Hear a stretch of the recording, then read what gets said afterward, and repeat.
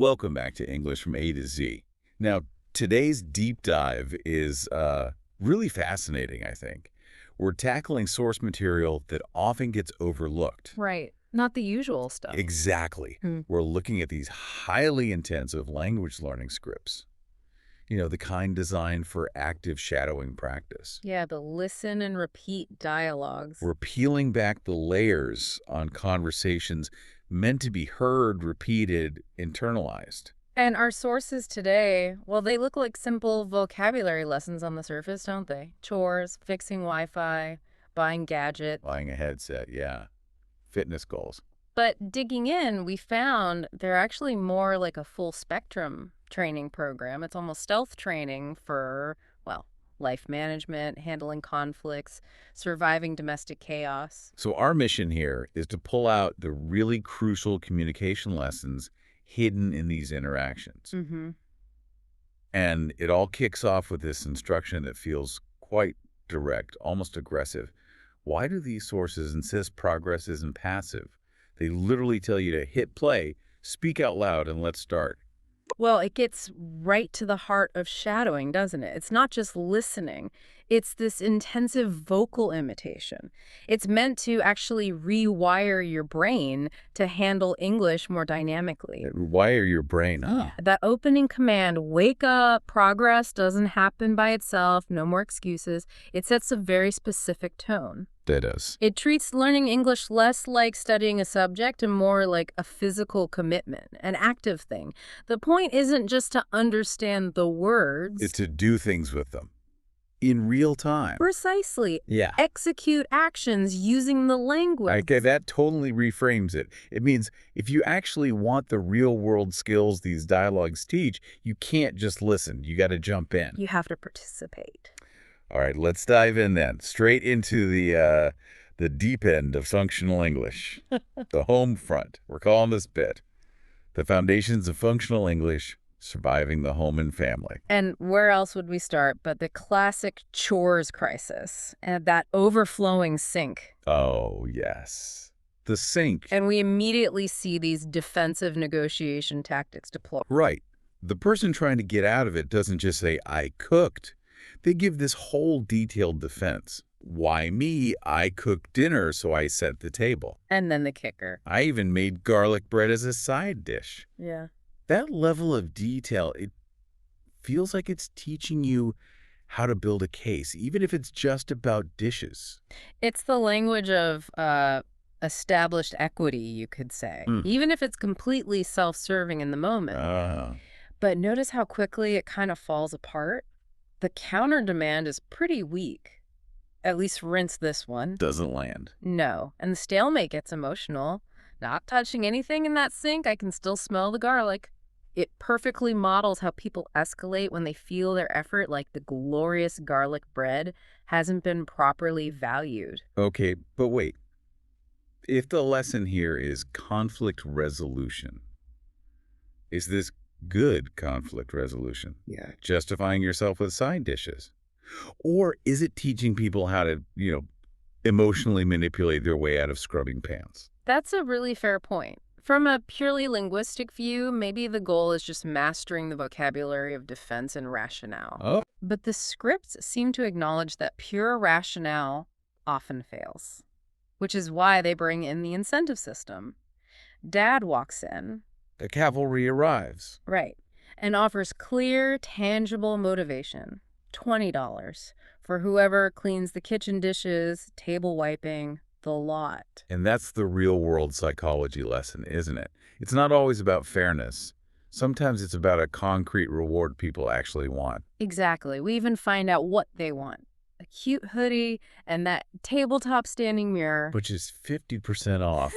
That detail makes it so much more real. It does. Why argue about abstract fairness when you can get a half-price mirror? Good point. And then you see this attempt to set up rules on the fly, the rock, paper, scissors, best 2 out of 3 proposal. Which immediately gets shot down. Right. You always say that when you lose. It models how these temporary compromises are often suggested and then instantly argued over. But the real game changer, the thing that actually breaks the deadlock, is that 10-minute deadline.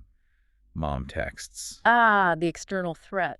Suddenly, it's a shared crisis. The $20 matters less than avoiding mom seeing the mess. And they switched instantly from fighting to collaborating. One washes, one dries, split the cash, $10 each. Just to avoid the dreaded garlic plates in the sink.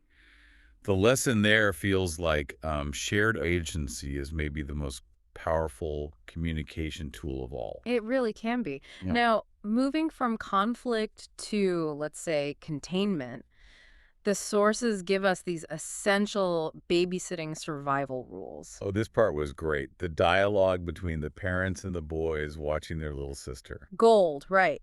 The two non-negotiables are laid out so clearly. Don't let her climb the table, and this very specific warning, never change her nappy near the fan. And the explanation is just perfect. Try it once and you'll understand. It's brilliant. It embeds very specific vocabulary, nappy, fan, into this really memorable, slightly ominous context. It's the language of, like, specific risk assessment learned the hard way. Definitely. But the absolutely critical survival tool here is the silence warning. Right. Mom says if the toddler, Lucy, gets too quiet, that's the red flag. Noise is good. Noise means she's not climbing on the table or drawing on the sofa. Because she did that before. With crayons. Turn the living room wall purple. Exactly. So the language lesson is subtle but profound. The absence of communication is itself a powerful communication. Silence means something is up. That's a huge takeaway, and it goes way beyond just babysitting, doesn't it? Absolutely. Okay, let's quickly hit the repair vocabulary, because these scripts really insist on teaching us how to talk through technical problems. Yeah, the faucet fix dialogue. It introduces specific terms like loose washer, pipe, and the character is following a 720p tutorial. Which shows how we rely on outside help, YouTube tutorials, whatever. Right. But the narrative is key. Even with the tutorial, the result is still the floor is a swimming pool. Yep, been there. It teaches the language of managing these small, temporary disasters. And the Wi-Fi fix. I love how the problem's just called that blinking box thing. And the expert in the script calmly corrects, it's a router. And the response is perfect. It's a router, not a bomb. Yeah. We get so wound up about tech. But the fix is almost always the same, right? The script provides the language for describing the scary blinking box. But confirms the solution is usually just Unplug it, plug it back in. The insight isn't really that tech fails. It's that knowing just enough functional English lets you describe the problem and try the simple fix without panicking. That really nails it. Functional English helps you solve these immediate, sometimes stressful problems with just enough language to get by. Okay, let's shift gears from home survival to looking ahead. Segment 2, personal growth and logistics moving forward. And the scripts handle this transition nicely by contrast in daily routines. You've got the kids described as zombies rushing out the door half awake. Familiar. While the parents have this morning exercise habit. Just 20 minutes of jogging, get the blood flowing and the skin glowing. It's the language of commitment versus just surviving the morning rush. And the spouse who's maybe just starting the routine is honest about the struggle. My lungs gave up after 5 minutes. It frames it as a real physical effort. But the motivation isn't just fitness, is it? It's mental. They want the clear mind part because work has been crazy lately. Right. And the deal they strike is classic compromise language. Okay, we'll do the run, but then we get coffee. Physical effort first, reward second. Makes sense. The scripts also capture that feeling of frustration, especially with travel and logistics, like passing the flock of cows for the 3rd time. Oh, yeah, because the Wi-Fi is gone and the GPS is just endlessly recalculating route again. It teaches you the words for that specific kind of modern travel stress. And the solution isn't technical in the end. It's sensory. Everyone starts craving the apple pie the village supposedly smells like. And the driver just gives up on the map and turns around. It shows how sometimes, basic human desires override the tech. And you need the language to say, okay, forget the GPS, we're going for pie. Apple pie wins. Okay, what about learning new skills? The sources cover that too. They do, with quite granular advice. For driving, someone mentions the standard 40 hours of lessons needed and emphasizes the strategy. Take multiple driving lessons each week if you want to pass the test faster. It's learning the language of setting goals and hitting benchmarks. And there's that nice little story about borrowing Lucas's guitar to learn. Yeah, and then promising to buy one for the little brother because he gets interested too. It shows how personal goals can ripple outwards. It's the language of support and shared interests within a family or group. Then shifting to business, the search for office space. This gives great vocabulary for professional needs. Very practical. The key things they need. 30 minutes away, north of the city, near the warehouse, needs natural light.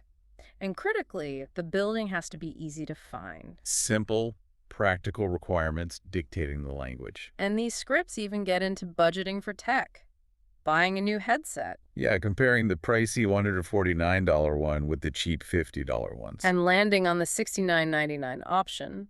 But the key detail isn't just the price, it's why they chose it. Because it works with the PlayStation 4. Exactly. It teaches you to frame that cost-benefit thinking around technical compatibility, using language for specific justification. The level of detail across all these scenarios is really something. It's not just, I'm baking. No, it's paleo banana nut muffins, an easy one-bowl recipe baked at 350 degrees for 20 to 25 minutes. That specificity shows that real fluency isn't just general conversation, it's mastering these little pockets of detailed niche language, too. Absolutely. Okay, so if these dialogues are prepping us for real life, they have to touch on the tricky stuff, too, the interpersonal dynamics. Let's move to segment 3, the social and emotional deep dive. Right. And we see conflict resolution here that goes beyond just, bribing people to do the dishes. Like the why did you change your mind scenario. Ben bails on the Halloween party. But his reason isn't just flaky. He's accountable. He had a big project due on Monday. And he admits he misjudged it, thought it would take less time. Exactly. The script models how to articulate clearly when you have to break a commitment because you messed up the planning, not because you just didn't care. It's about transparency. That's useful language to have. Yeah. And then there's handling big, potentially bad news. Yeah. The shock when the company announces it's closing the downtown office, moving staff. The conversation immediately goes to the human side. How will Mark and Anna feel?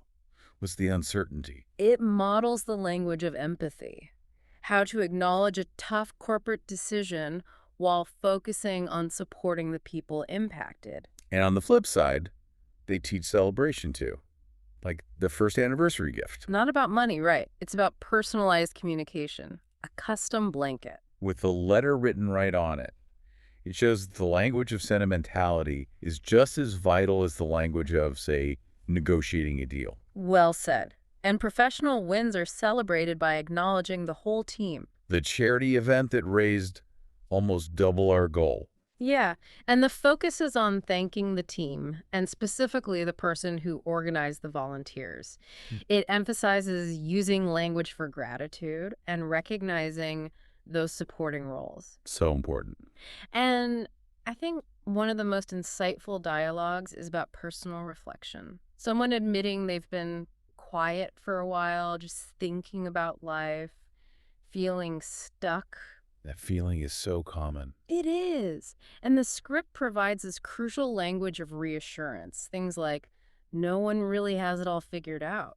And it's okay to take things one step at a time. Yes, it normalizes that anxiety and gives you the vocabulary to talk about vulnerability, both your own and maybe someone else's. Really valuable. Yeah. It also includes those little everyday practical moments too, doesn't it? Like the tangled necklace. Oh, right. The gift from mom that took 20 minutes to try and untangle. And then a friend just calmly says, here, let me try, and offers to fix it. It's so simple, but it models that proactive language of offering help, Sometimes that's the most effective communication there is. So pulling it all together, what's the core message for someone trying to master English using these kinds of sources? Well, the methodology embedded in the scripts themselves is very clear, and it's all about action.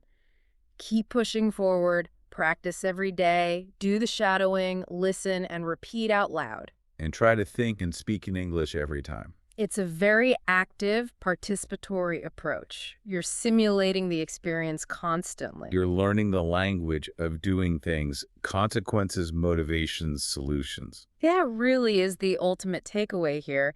These conversations show that mastering English isn't, just about acing a grammar quiz. It's about context. Right. The real test of fluency is how you handle those unexpected, real-world moments. Do you have the language not just to describe the loose washer or the GPS messing up? But also to express your frustration or make a commitment clear or even just deal with spring allergies. Exactly. Even allergies require specific language, closing windows, using allergy filters. That's in there too. It's all part of functional survival. It really teaches you to communicate when the stakes feel high, whether that's finding the right office space or just getting the kitchen clean before mom walks in. Yeah. And building on that idea of hidden warnings, we saw like the babysitting rule. Silence means something's up. Right. So the question for you, the listener, is what's the equivalent silence in your own learning journey or maybe your professional life that you should be checking on right now? Ooh, that's interesting. Is it that skill you haven't actively practiced? That connection you haven't followed up on? The scripts seem to warn us that inaction, that silence, can breed problems. Just like a quiet toddler. Maybe it's time to check the silence. A really powerful thought to end on. Thank you for unpacking the language of survival with us today. We'll see you next time on English from A to Z.